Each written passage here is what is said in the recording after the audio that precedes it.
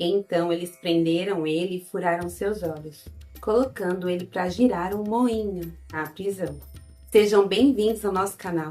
Eu sou a Aline do canal Clareio e nesse vídeo nós vamos falar sobre a terceira parte da história de Sansão. Nesse ponto da história, Sansão vai até Gaza e lá ele se encontra com uma prostituta. Quando o povo dali soube disso, eles cercaram o lugar e ficaram esperando a noite toda, pensando que ao amanhecer conseguiriam matá-lo. Porém, ele se levantou à meia-noite e arrancou os portões da cidade, inclusive com os batentes e tudo. Colocou no ombro, carregou até o alto do monte, que fica em frente à cidade de Hebrom. Um tempo depois, ele conheceu uma mulher chamada Dalila e se apaixonou por ela. E quando ficaram sabendo, os 5 governadores das cidades dos filisteus foram falar com ela e disseram assim: dê um jeito de Sansão contar a você porque ele é tão forte. E como é que poderemos dominar, amarrar e deixar sem defesa? Se você fizer isso, cada um de nós lhe dará 1.100 barras de prata. Então Dalila pediu a Sansão: por favor, me conte o segredo da sua força. Se alguém quiser amarrar você e o deixar sem defesa, o que ele deve fazer? Então os governadores filisteus trouxeram 7 cordas de arco novas e ela amarrou Sansão. E como ela havia deixado alguns homens escondidos no outro quarto, começou a gritar, avisando que os filisteus haviam chegado. Quando ouviu essas palavras, Sansão arrebenta as cordas, como se fossem fios de linha queimado. Então Dalila diz assim: até agora você mentiu e caçoou de mim. Por favor, me diga, como é que alguém pode amarrar você? E ele respondeu: se me amarrarem com cordas novas, que nunca foram usadas, ficarei fraco e serei como qualquer um. Então os homens ficaram novamente esperando no outro quarto. Porém, Sansão também arrebentou essas cordas, como se fossem fios de linha. E Dalila disse: você continua mentindo e rindo de mim. E continuou pedindo para dizer como é que alguém conseguiria amarrá-lo. Ele respondeu que se ela tecesse as 7 tranças dele no tear, prendesse com um prego grande de madeira, ele ficaria fraco e seria como qualquer um. Então Dalila fez com que Sansão dormisse no seu colo. E fez exatamente o que lhe havia dito. Teceu as 7 tranças num tear e prendeu as tranças com um prego de madeira. Depois ela gritou avisando que os filisteus haviam chegado. Mas ele, ao ouvir isso, se levantou, arrancou o prego e tirou os cabelos do tear.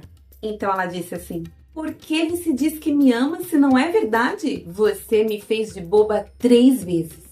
E até agora não me contou por que é tão forte. E ela continuou a perguntar sobre isso todos os dias. Fato é que Sansão ficou tão cansado com a insistência dela que já não aguentava mais. E acabou contando a verdade. Revelou que o seu cabelo nunca havia sido cortado porque foi consagrado nazireu desde o nascimento. Assim, se ele cortasse o cabelo, perderia sua força. E quando Dalila percebeu que ele havia dito a verdade, mandou o seguinte recado aos governadores filisteus: voltem de novo, agora ele me disse a verdade. Então eles levaram a recompensa que eles haviam prometido. Foi então que Dalila fez com que Sansão dormisse no seu colo. Em seguida ela chamou um homem que cortou as tranças de Sansão. E foi aí que Dalila começou a provocá-lo. Mas ele havia perdido sua força. Ele se levantou e pensou que se livraria como sempre. Porém, Sansão não sabia que o Senhor o havia abandonado. Foi então que os filisteus o prenderam e furaram seus olhos. Então levaram ele para Gaza e prenderam ele com correntes de bronze e colocaram ele para trabalhar na prisão, girando um moinho. Só que enquanto isso acontecia, o cabelo de Sansão voltava a crescer. Um dia, os governadores filisteus se reuniram para oferecer um grande sacrifício ao deus deles, Dagom.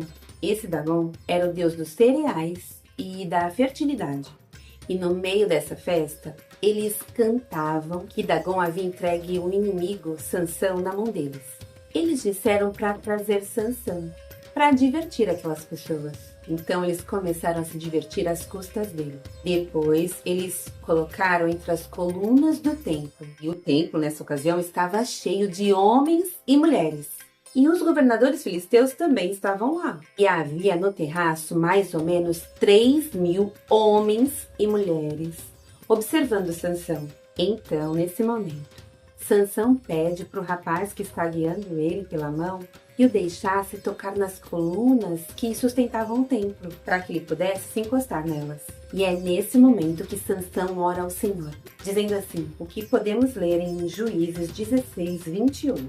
Ó Senhor meu Deus, peço que lembres de mim. Por favor, dá-me força só mais esta vez.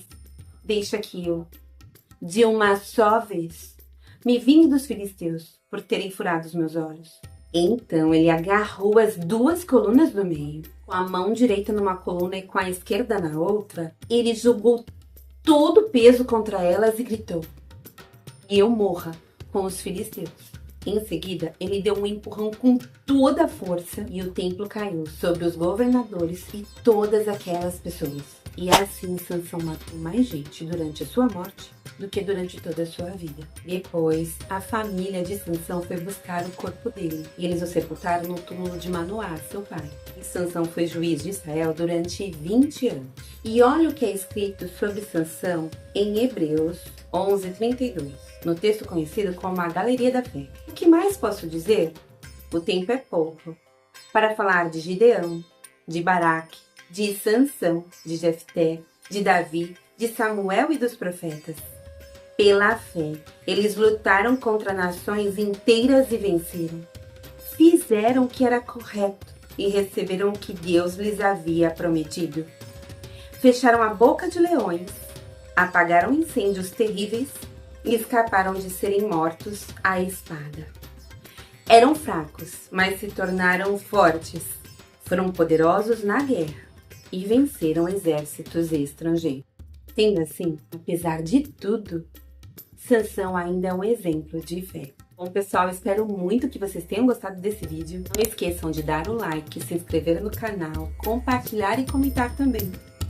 Muito obrigada e até o próximo vídeo.